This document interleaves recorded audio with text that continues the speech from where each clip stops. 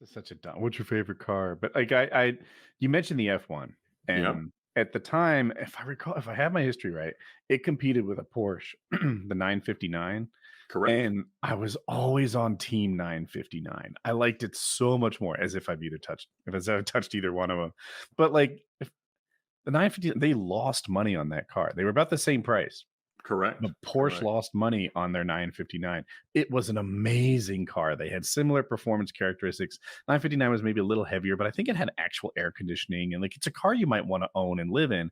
Whereas the F1 was almost like something Lotus would produce, like a wildly overpowered go-kart with make believe, carbon fiber shell on top of it. And I was like, oh, that just seems cheap. And Porsche, like the thing I read is the executives would like scratch their head and look down at the ground when you asked them how much money they lost on every one. Oh Well, yeah. the Ferrari guys were like, we're making so much bank selling this overpowered go kart to Ferrari fans, and that's why I liked it. So 959's always been my like, if you could have anything, that's what you'd want. So you preferred the Porsche that he showed over this car? Yeah, now that picture didn't look as flattering as it was in my memory, but Yeah, that was an awful Porsche. yeah, but Well, it's a stretched out car. If I'm being honest, it's the worst Porsche I've ever seen. Zach, can you find a picture that looks good of the 959? No, Kyle, find a picture that looks worse and put it. There are some of the prototypes looked really, really goofy, but it was like a elongated 911 that had, some new vents. There you go. That's a pretty white good is picture. not their color. But it's it was the car that Bill Gates petitioned Congress along with a lot of other rich people that were upset that Porsche refused to sell it to them to create a new law called the show or display law. And so they ended up in, what was it? It was probably done in the 98 or so is when you could sort of apply for cars that were not street legal in the US to come in, but you were limited to 2,500 miles a year. And so there was a rich guy lobby that got that bolted on to like the third bill it managed to pass on. And so, yeah, to me, the F1 is the ultimate car. I think that there's so many things that are distinctive about it. The big naturally aspirated V12, the central seating position, the exclusivity, and it being the fastest. The 959 was arguably the first car to officially go 200 miles an hour in stock form, and it was built for Group B racing, which is great. The McLaren F1 wasn't really built as a race car, although it was very successful against the 959. And so, they're all great. But the great thing is when you find a dream car like that, it can be something that changes the way that you look at cars in general. And I think that there's a lot of things about my Lamborghini that I like because of what I like about the F1. And I think that you don't have to always get to the point of having the dream car. The dream car may change over time. They build new ones every year. But that's one of the things that I love about how hybridized and complicated and technological new cars are. They don't make me want them more because I know what things will break on them, especially from being in a dealership setting. One thing that can change is your idea of what the mission is, right? Right, If it's like, yes. I like this car because I enjoy track day. And then over time, you're like, truthfully, I enjoy city driving. I like to drive in this thing and do a look at me type thing. And air conditioning is really essential in that environment, whereas it wasn't at the track. When the mission changes, the car can change. And that's a thing too. Absolutely. And, one of the things that happens, especially with some of these, halo cars like that, is that if you ever got there, it gets a lot harder to enjoy cheap cars again. And so many of us have had so much fun in junky old cars that was a lot of why we started doing the types of videos we call them car trek. And it's us absolutely knocking off Top Gear. And we do it because, it's kind of like comedians in cars getting coffee. If you watch Seinfeld in that, it is abundantly obvious that the first sponsor came to him and he made them agree to the show concept but he made them agree to the sponsorship before he told them what he was going to do. Because if he had told them, I'm going to go borrow a car that's nicer than something I would normally drive to wherever I'm going to drive it, which is going to be a coffee shop, and I'm going to go with a friend that I already have, and we're going to complain about being famous. And nobody sponsors that, but they did, and it was successful. And so this was the same situation. Like we had a sponsor who was open to kind of us doing whatever we wanted. And they're like, well, if you're going to tell us we can do anything, we're going to play Top Gear. And we figured out a way to do that. And so we come up with a goofy challenge. And so like most recently, it was that we had to import a car.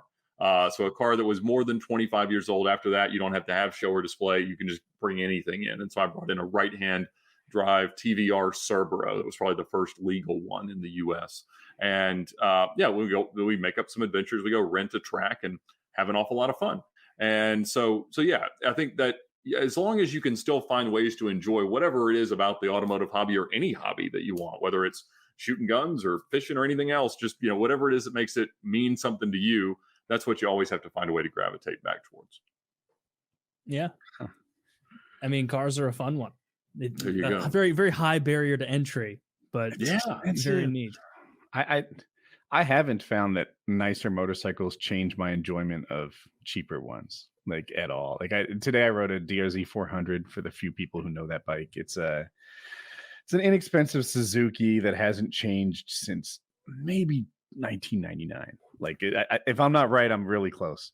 Sure. And I love that bike. I went out to the drugstore, pick up stuff for my wife, and I'm just zipping around, driving irresponsibly, and it was a blast. Here's another thing. Now, I'm unfamiliar really with the world of high-end cars. You've sat in a car, I imagine, that is worth $2 million new, and a car that's worth $500,000 new. How do they distinguish themselves from each other? Do you ever sit in that $500,000 car and be like, what is this, just leather from a cow, like not even an ostrich or anything? Like, this isn't human skin? What the fuck? I like, this feels pedestrian. Would human skin be the best? Is that what we really want? It would want? be the most prestigious. Ickiness aside, is it like the most luxurious? Probably too thin. I'm not sure if it tans very well. Like, it tans. No, not really. If you thought about, and there aren't a lot of manufacturers that sell cars throughout that entire range, so it's not always apples to apples. But like, I was just out in Vegas with a sponsor, and we were doing a bit with the LaFerrari that ruined Steve Wynn's relationship with Ferrari. And so that's a car that new was at 1.6, and now it's worth about $4 million. And to be quite honest, the infotainment, the controls of the car, everything feels exactly like the $300,000 car that Ferrari sold. Now, it has a very exotic power plant, but the most significant thing about it is that it is built in a lower quantity, and that's what creates the value. And so it's not a car that they build 25,000 of in a 458 or 488. It's a car they said 499 of. And so, so that's a LaFerrari. About every decade, they build what they would call a supercar or a hypercar level thing. Supercar's been sort of brought down a notch as the word hypercar has come out. But that's a, 920 horsepower hybridized V12. Probably would be the last, big displacement version of a car like that they do. And it's always been known to be impossible to get one. And so it's an exclusivity and a barrier to entry, much more than like the tangible value there. Same thing with a McLaren. If you compared a McLaren Senna to a 720S or a 675 LT, same thing. It's not that much better. It might use a little bit more carbon fiber or something like that, but the experiential nature of it isn't wildly, wildly different. As cars get older, then certainly some of them start to get to be valuable based on whatever the criteria is. And hopefully that's because they're legitimately special. I mean, the way that someone would react to either seeing it or driving it is great. We shot Car Trek series last year at the Amelia Island Concours, and we opened by borrowing a $20 million McLaren F1 and drove it around for several hours, had a blast in it. And it's one of those things, it's a 90s supercar, the fastest car ever in the mid 90s, and went 240 miles an hour. And today, I have a car that I spent less than $200,000 on that is faster than it, makes a better noise, is a lot more comfortable, but it's special because, there's only 106 of those built, and it represents a lot of the reasons why we love cars. And so it's much more emotional than tangible at that point. That makes sense.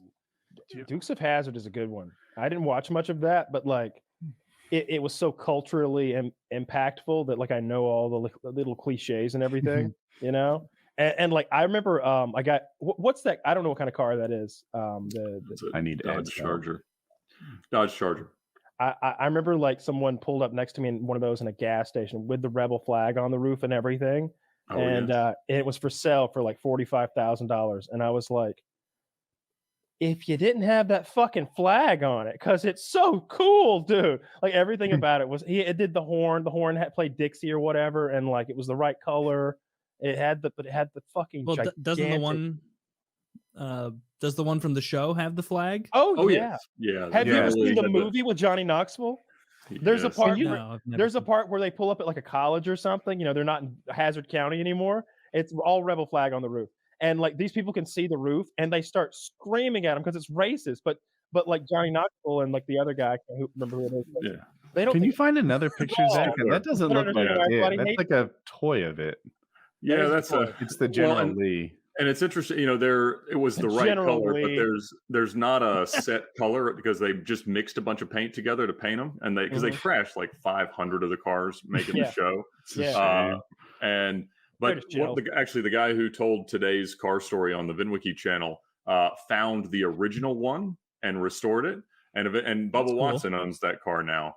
There was a rumor that Bubba was taking the flag off the roof, but he hasn't done that.